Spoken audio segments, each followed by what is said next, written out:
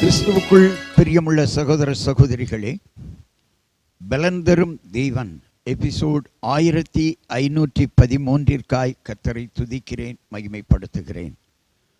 இந்த நாளிலும் பிரசங்கியினுடைய புஸ்தகம் 5ஆம் அதிகாரம் 6வது வசனம், உன் மாம்சத்தை பாவத்துக்குள்ளாக்க உன் வாய்க்கு இடங்கொடாதே. மாம்சம் பலவீனம் உள்ளதுதான், ஆனால் ஆவி உற்சாகம் உள்ளது. உன் மாம்சத்தை பாவத்துக்குள்ளாக்கி விடாதே. சரீரம் கர்த்தருடையது. சரீரத்திற்கு உரியவர் அவர்தான். சங்கீதக்காரன் சொல்லுகிறான், அவரே நம்மை உண்டாக்கினார், அவரே நம்மை உருவாக்கினார், அவரே நம்மை உணர்வுள்ளவர்களாய் மாற்றுவார். மாம்சத்திலே பாவ இச்சைகள் வருகிற பொழுது பரிசுத்த ஆவியின் துணை கொண்டு அந்த மாம்ச இச்சைகளை அப்புறப்படுத்தி சரீரத்தை பரிசுத்தப்படுத்திக் கொள்ள முடியும். 1 தீமோத்தேயு 1ஆம் அதிகாரம் 15வது வசனம் சொல்கிறது, பாவிகளை ரட்சிக்க கிறிஸ்து இயேசு உலகத்தில் வந்தார். ஒருவன் பரிசுத்தமான பின்னாடி பாவம் செய்யக்கூடாது. பாவத்திலிருந்து விடுதலை பெற வேண்டும். பாவிகளை ரட்சிப்பதற்காகத்தான் இயேசு வந்தார். இயேசு கிறிஸ்துவனுடைய இரத்தம் சகல பாவங்களையும் நீக்கி மனிதனை சுத்திகரிக்கும். பாவத்திற்கு பரிகாரமாக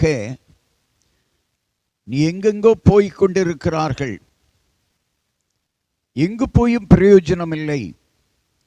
ஒரு மனிதனுடைய பாவம் துடைக்கப்பட கழுவப்பட வேண்டுமானால் ஆண்டவராகிய இயேசுவிடத்தில் வந்து தன் பாவங்களை அறிக்கையிட்டு அவற்றை விட்டுவிட்டால் ஒரு மனிதன் இரக்கம் பெறுவான்.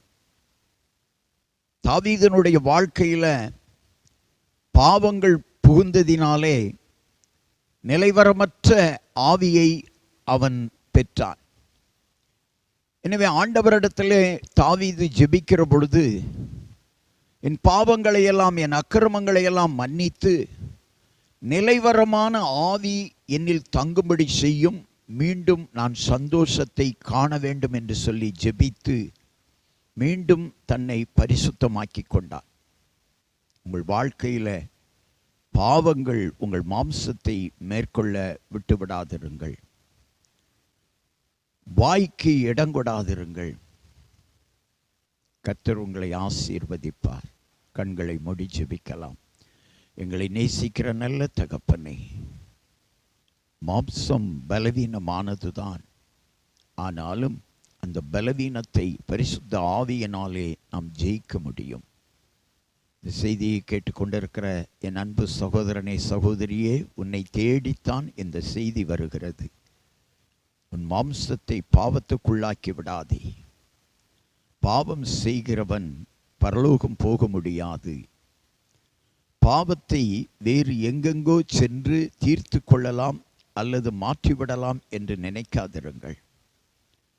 பாவிகளை ரட்சிக்க கிறிஸ்து இயேசு ஒருவரால் தான் முடியும். பாவ சரீரத்தோடு பரலோகம் போக முடியாது. பாவத்தை இயேசு சிலுவையில் ஜெயித்திருக்கிறார். அவருடைய இரத்தத்தினாலே சகல பாவங்களும் சுத்திகரிக்கப்படும் என்று வேதம் சொல்லுகிறது. இயேசு கிறிஸ்துவிடத்தில் வாருங்கள். உங்களை பரிசுத்தப்படுத்தி பரலோகத்திற்கு உங்களை ஆயத்தப்படுத்துவார். இயேசு கிறிஸ்துவின் நாமத்தில் ஜெபிக்கிறேன் பிதாவே. ஆமென். ஆம்.